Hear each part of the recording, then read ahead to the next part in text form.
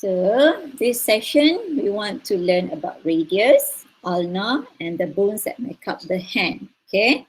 Now we will start with radius. Radius is also a long bone. Okay. And it is positioned at the lateral side of the forearm. Nak senang ingat, radius dia perpendicular sama selari dengan ibu jari. Okay, ibu jari radius. Jari kelingking ulna. Okay, ingat macam tu. Alright. Radius also has three parts: the proximal end here, the proximal end, the shaft, okay, this middle tubular or cylindrical structure, and the distal end, okay, which is near to the wrist joint. Right. Now let's take a look at the bone markings of radius. Radius, ulna, bone markings, they're very easy, right? Because there's not so many things to remember anyway, right? Okay, let's see. The radius has a head, a neck, and radial tuberosity. Okay, the head is sphere, macam piring. Okay, macam piring astro, sphere-like structure. It's like an astro plate. Okay, and then from the sphere structure, it has a funneling, macam ramping sikit, macam corong tu. Okay, funneling. That funneling is the neck of radius. The neck of radius. And then after the neck, it has a little bit bumpy structure. Bumpy structure tu kita panggil radial tuberosity. Radial tuberosity is the point or the bone marking in the radius where your biceps brachii inserts here. Okay. And then after that, this is the proximal end of radius. And then after that, it continues with the tubular structure of the shaft of radius. Shaft of radius. The shaft of radius, the distal end will start to expand a little bit and flatten a little bit. Okay, and then it will form this one here. Nampak tak? Satu proses yang unjuran tertimbun ni. This is called the styloid process. The styloid process of radius. Okay, this styloid process, in some people, it is palpable. And in fact, it is visible in some people.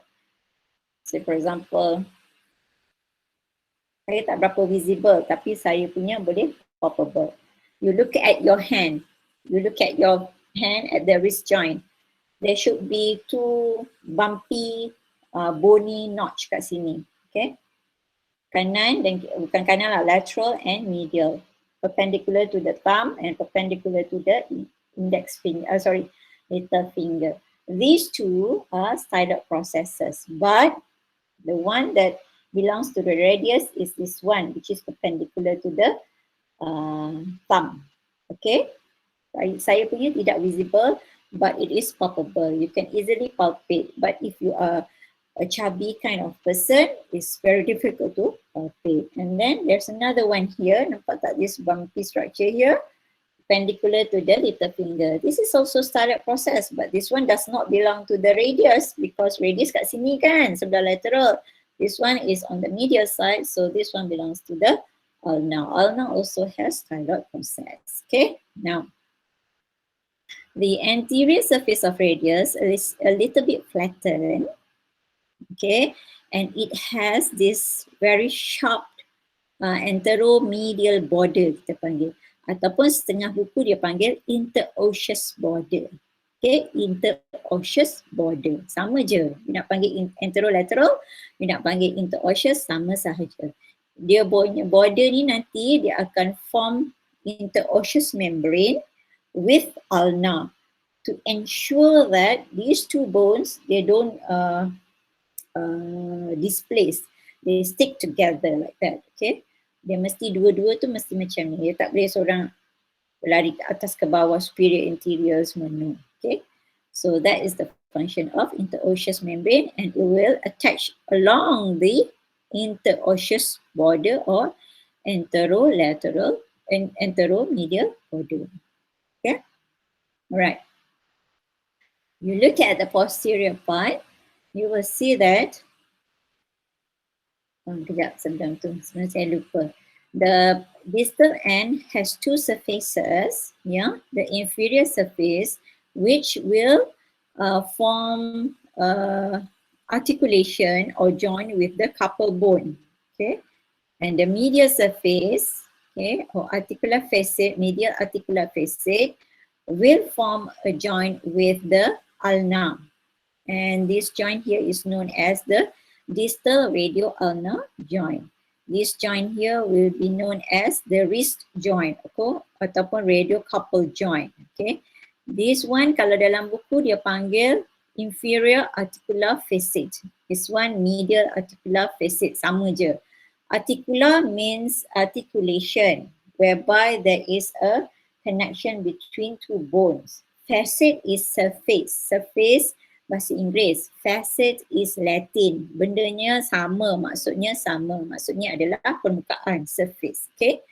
So inferior bawah, sebab distally it will form what you call that, articulation with the carpal bone, and medially it will form articulation with the ulna. Okay. Now look at the posterior view of the radius. You will still see the head. Why? Because the head is a sphere, like dia macam tayar, okay? And then you will see the funneling structure, the neck, but you cannot see the radial tuberosity because radial tuberosity is actually at the anterior side of the radius. Okay, don't worry, I will not ask you whether this is right or left side because radius dengan ulna dia susah nak determine right or left. Sebenarnya boleh determine tapi susah. Unless of course you have a lab and you go to the lab, then I will ask you whether this is right or left. Because dalam lab you boleh determine. Once you have a look at it, you dah pegang, you dah palpate, you tahu itu kanan atau kiri. But looking at diagram is very difficult, right? Okay. At the posterior view, sama saja, the proximal end you have the head and the neck, but you cannot see the radial tuberosity. And then you will see this tubular structure, ya. Kat belakang ni dia tubular. Kat depan ni is a little bit flattened. Sebabnya, bila flat ni maksudnya apa? Banyaklah muscle attach kat sini nanti. So nanti kita akan belajar dalam forearm muscle. Ada 3 layer of muscle and the deepest layer of muscles banyak yang attach itself or originate itself from the shaft of radius and also interosseous membrane. Kat belakang kurang sikit. Okay, now dekat posterior view, okay, when you go to the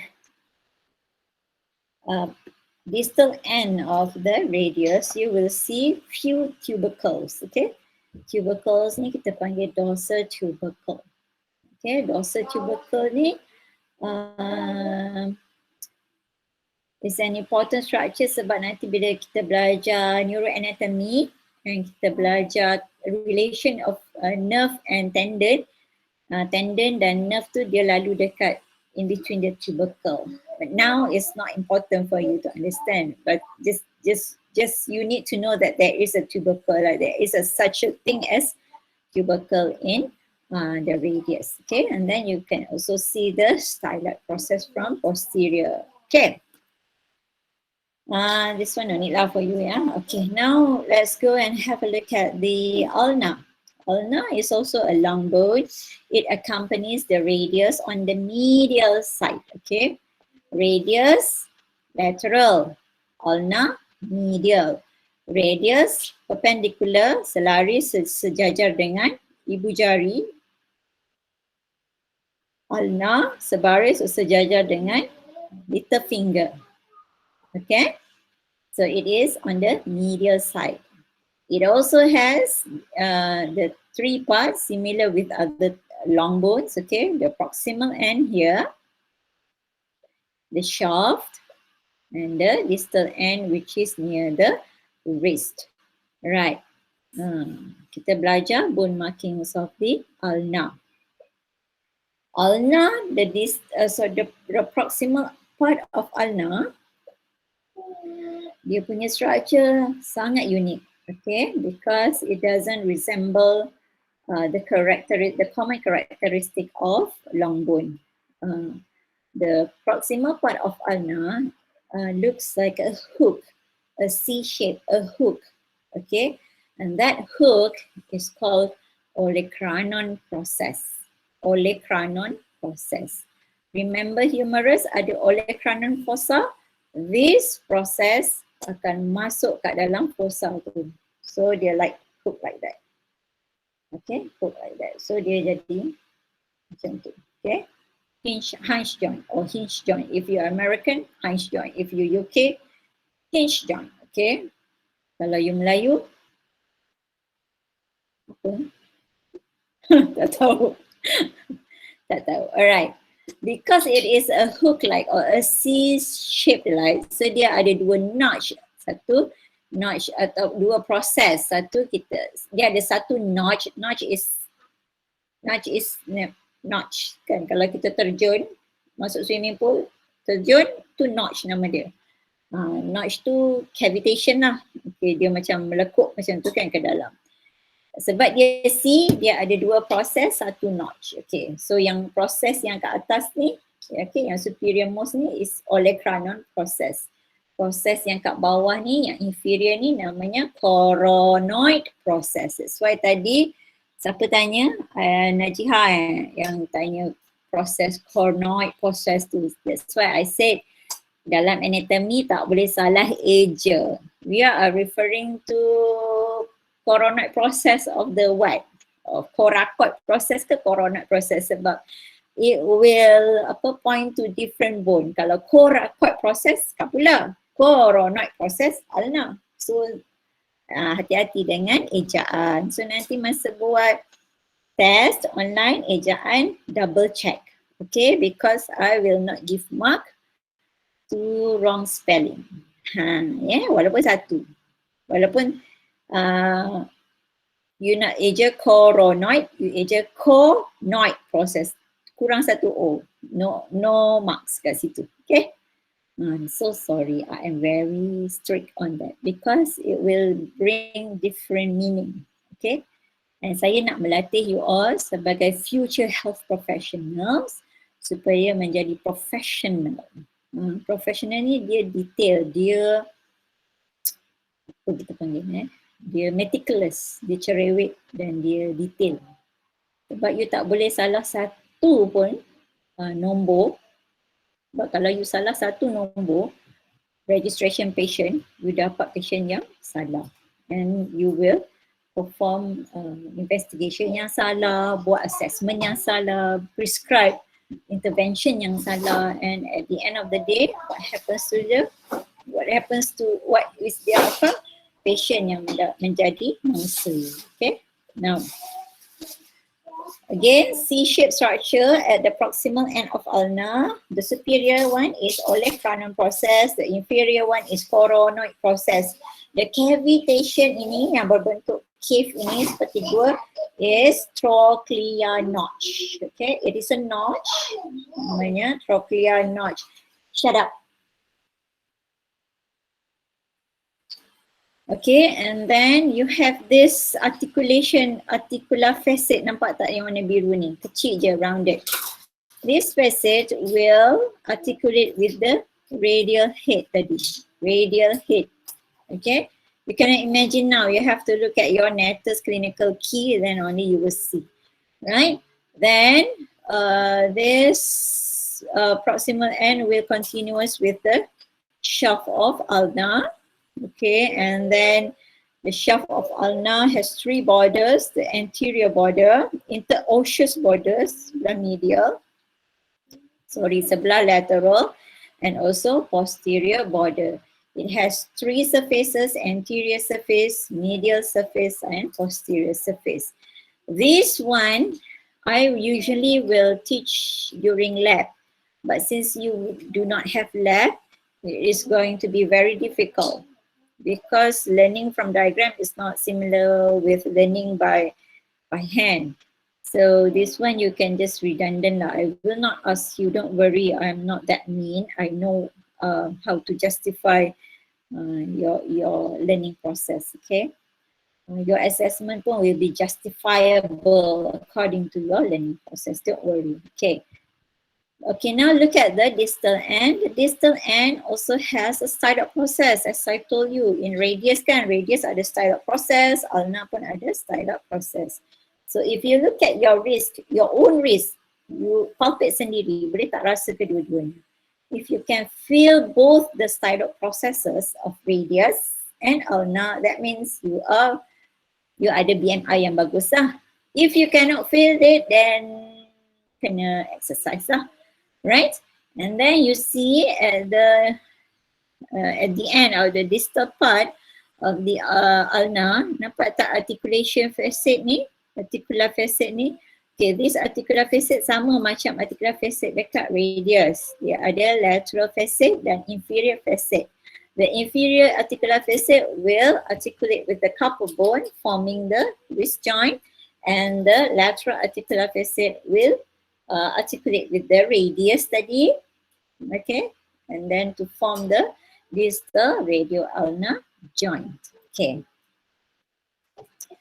Alright, now we will look at the carpal bone. The carpal bone here, carpal bone. Right, carpal tulang yang membentuk tangan ada 3 jenis. Pertama, carpal bone. Kedua, metacarpal. Metacarpal, kalau kita ada 5 jari yang boleh buat macam ni, kita ada 5 metacarpal. Kedudukan metacarpal tu di mana? Di tapak tangan sini, bukan di jari jemari. Okay? Yang di jari jemari ni apa? Tulang apa? Phalanges. Phalanges sebab dia plural. Kalau satu, phalanx. P-H-A-L-A-N-X. Phalanx. Kalau plural, phalanges, P-H-A-L-A-N-G-E-S, phalanges. Okay. Sekarang kita tengok carpal bone dulu. Carpal bone dekat wrist joint ni. Okay. Carpal bones are short bones. Okay. And altogether, they are 8 carpal bones. These 8 carpal bones are arranged in 2 rows. Okay. Proximal row, distal row. Proximal row ada 4 carpal bone. Distal row ada 4 lagi carpal bone. Okay, macam mana nak hafal carpal bone ni? Setiap carpal bone ada nama. Okay, dia tak boleh panggil carpal bone saja, dia ada nama. Nama dia bermula, okay, from proximal ya, daripada radius side, from lateral, scaphoid, lunate, triquetarium, pisiform. Lepas tu naik atas distal row, start balik daripada thumb, daripada lateral, trapezium, trapezoid, capitate, hamate. Okay, kalau nak senang ingat je lah abbreviation ni. She looks too pretty, try to catch her. Okay. She for scaphoid, di sini again. Okay. Ingat, kita susun daripada proximal, lateral dulu, scaphoid, lunate, triquetarium, pisiform. Okay, and then naik atas distal row. Shut up. Shh. Distal row daripada lateral, trapezium, trapezoid, capitate, and hamate. Okay, ingat, she looks too pretty, try to catch her. Macam mana kedudukan dia? Macam ni. Okay. Nampak tak ni? Thumb. Okay, ni tangan macam ni. Ni thumb. Okay. Scaphoid, lunate, triquetarium, pisiform. Pisiform ni you nampak macam dia duduk di atas triquetarium. Memang macam tu pun kedudukan dia. Dia macam a little bit of overlapping. Then distal row, from lateral juga, from the thumb, trapezium, trapezoid, capitate, and hamate. Okay, so 8 carpal bone. Setiap satu carpal bone ini tumbuh pada birthday kita. Daripada kita lahir Lahir-lahir tak ada couple bone, kosong kat sini. Tak percaya, esok kalau dah ada anak, buat x-ray kat sini. Dia tak ada couple bone. Okay, dia kosong je kat sini. Ada nampak metacarpal 5, ada nampak radius sebiji, ulna sebiji. Setangkai, 2 tangkai macam tu. Lepas tu, sini kosong. Lepas tu jangan pelik pula anak kau OPU ke tak ada. Jangan rasa risau anak kita tak cacat. Esok dia dah sambut birthday dia setahun kan. Masa potong kek tu, ambil lagi sekali x-ray, nampak ada seketul couple bone. Tahun kedua, birthday dia tahun kedua, birthday second year, ambil lagi x-ray, nampak 2 ketul couple bone. So couple bone tu, dia akan tumbuh setahun satu, sampailah complete 8 tahun. Okay? So setiap kali kita dapat birthday daripada setahun hingga 8 tahun tu, sebenarnya kita dah dapat hadiah dah, tak payah bagi hadiah. Hadiah kita ialah couple bone. Okay? Alright. Okay, couple bone ni sebenarnya boleh palpate, tetapi saya cakap terus terang je lah, kalau you dapat patient chubby sikit je, you susah nak palpate. Sedangkan you punya thyroid process pun kalau you sendiri tak boleh palpate, couple bone jangan harap. Because couple bone is located underneath the flexor retinaculum. Okay, flexor retinaculum tu satu fibrous sheath, fibrous connective tissue yang tebal, dia tutup wrist joint ni. Sebab apa? Sebab nak melindungi daripada kecederaan. So it is very difficult to palpate. You boleh palpate tapi patient selalunya akan wince macam sakit macam tu. Tak percaya you palpate diri you sendiri. You nak palpate sangatkan scaffold kan, boleh rasa kat sini, boleh rasa, memang boleh rasa. Tapi the moment you tekan, you palpate je, you sendiri akan rasa sakit sikit lah macam tu. So bayangkan kalau you yang sihat pun rasa sakit, orang yang sakit, kalau you nak palpate, hati-hati. Always look at their face. Jangan palpate ikut suka kau je sebab kau nak palpate for the sake of your palpation. Kau tak peduli patient sakit ke tidak. Okay? Now, let's go to metacarpal and phalanges. Okay? Metacarpal and phalanges.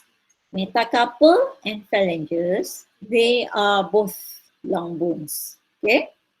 Kalau kita ada 5 jari, kita ada 5 metacarpal. Metacarpal kedudukannya dekat palm ini, tapak tangan.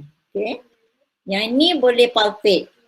Macam mana nak palpate kalau kau kurus lah. Rasa kat sini, tekan. Rasa tulang. Okay. Kalau tak rasa maksudnya banyak isi. Paling senang nak rasa bahagian mana? Palmar ke dorsal? Dorsal. Sebab apa? Sebab palmar ada muscle layer. Dorsal ada muscle layer tak? Ada, tapi satu layer saja. So dia lebih senang kita rasa bahagian dorsal. Nak rasa dia senang, ikut je. Ikut knuckle ni, knuckle kita ikut je parallel tu ke bawah. Tu dah rasa dah. Pun cuba rasa diri sendiri dulu. Okay. Setiap kali kita palpate diri kita, mana-mana bahagian yang sakit, itu menandakan bahagian itu banyak innervation. Contohnya di tangan kalau kita palpate kita rasa sakit lah. Sebab di tangan ada banyak nerve yang lalu. Nerve tu halus-halus macam rambut. Okay. In fact kalau doktor cocok kan, doktor bubuh, ambil darah ke whatever kan, kadang-kadang sakit dia sangat ekstrim kan, sebab dia cucuk betul-betul kena dekat nerve. Nasib lah. So next time when you want to palpate your patient, always remember what I told you, always look at the patient face, jangan cause more damage, more pain to the patient. Alright, so kalau kita normal, kita ada 5 couple metacarpal sebab kita ada 5 jari. Okay. Untuk soalan hari tu yang masih introduction, ada kawan you tanya kalau ada jari lebih, jari kurang kan? Okay. Tengok kat mana kedudukan jari yang lebih tu. Okay. Kalau kedudukan jari yang lebih tu keluar macam ni, okay, dia keluar macam ni, maknanya dia ada 6 metacarpal. Dan jari dia boleh buat macam ni. Jari dia boleh buat macam ni. Jari yang extra tu boleh buat flexion begini. Maknanya dia ada 6 metacarpal. Kalau tak percaya ambil x-ray lah. Okay. Kalau jari dia hanya keluar kat sini, extra tu, keluar kat ujung ni, jari dia macam ni, keluar satu. Maknanya dia tak ada lah metacarpal. Dia cuma menumpang metacarpal yang kelima tu, ada phalanx, lepas tu tumbuh satu phalanx lagi. Okay. So dia dari segi ROM, range of motion, dia non-functional lah. Okay, tapi kalau dia ada satu lagi metacarpal tambahan, dari segi ROM ataupun range of motion dia adalah functional. So kita ada 5 jari, kita ada 5 metacarpal dan kita ada 14 phalanges. Phalanges nak kenal macam mana? Allah dah buat siap-siap, the God is great. He created it supaya kita tak payah susah-susah buat x-ray. Tengok setiap jari ada berapa ruas. Setiap jari ada 3 ruas. Betul tak? Tapi ibu jari ada berapa ruas? 2 saja kan? So ibu jari hanya ada 2 phalanges. Jari-jari yang lain ada 3 phalanges setiap jari. 3 kali 4 berapa? 12 campur 2, 14 phalanges. Okay? Metacarpal dan phalanges, dia punya bone marking senang sebab dia cuma ada 3 saja benda nak ingat. Base, shaft and head. Base bermula daripada bahagian proximal. Shaft di tengah, head bahagian distal. Sama dengan phalanx, base, shaft, head. Base, shaft, head. Base, shaft, head. Okay? Right, jom kita tengok. Okay, dalam anatomy, kita tak panggil thumb, index finger, little finger macam tu, kita tak panggil begitu. Kita panggil the thumb as first digit, the index finger as second digit, jari tengah sebagai third digit, jari pakai cincin fourth digit, and little finger fifth digit. Okay, setiap digit ada satu metacarpal. Setiap metacarpal, the proximal end is the base, the middle part is the shaft, and the distal end is the head. Right? And then setiap jari except for the first digit, they have 3 phalanges each. Proximal phalanx, tengok ruas. Okay, ruas yang pertama yang paling dekat dengan tapak tangan is proximal phalanx. Ruas yang tengah middle phalanx. Ruas yang paling hujung ada kuku tu is distal phalanx. Alright. Setiap jari except for first. The first digit cuma ada proximal phalanx and distal phalanx. Proximal phalanx and distal phalanx. Therefore, jari-jari ini, metacarpal with carpal will form the carpal metacarpal joint. Carpal metacarpal joint. Okay. Carpal metacarpal joint, dia boleh buat ini, movement ni. Okay, macam kaki itik. Kembang, kuncup, kembang.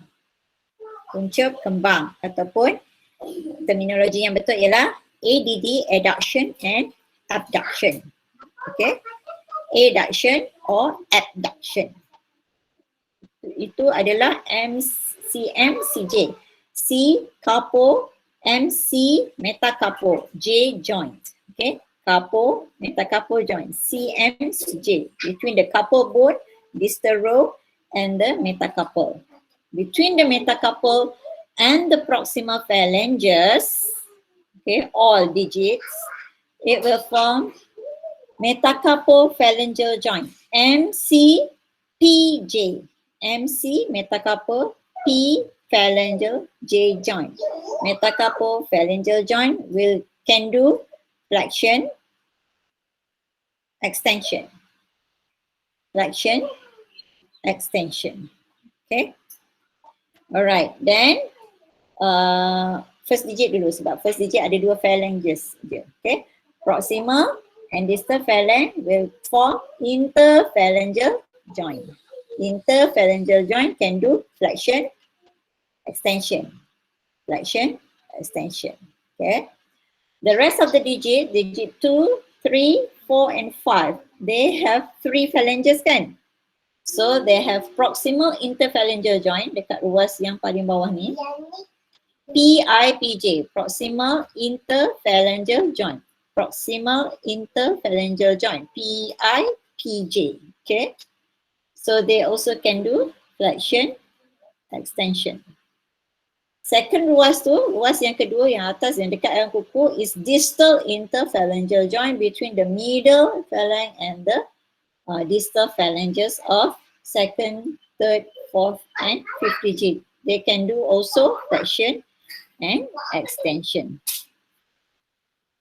Flexion and extension. Alright, sampai situ sahaja about carpal bone. I hope carpal, metacarpal and phalangeal bone, bones that make up the hand. Very simple bone markings.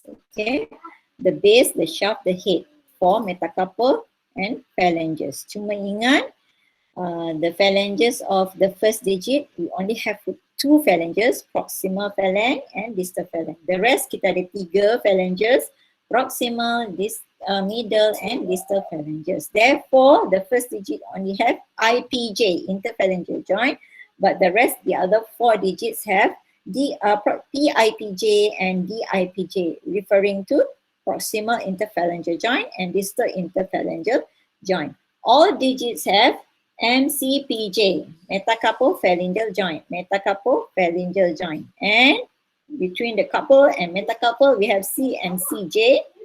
Okay, carpal metacarpal joint which can do this one. Okay, abduction, adduction. The carpal and the carpal bone, proximal row, and radius ulna will form the wrist joint. Wrist joint can do flexion, extension, ulnar deviation, and also radial deviation. Okay. Habis saya punya presentation. Question. Any question? Open up your mic and you can ask me, or you can ask me in the chat box. Kalau tak ada question, kita stop kat sini lah. Habis dah kelas. Any question? Please ask me. Kalau tak kan susah. Saya nak jawab kadang-kadang susah.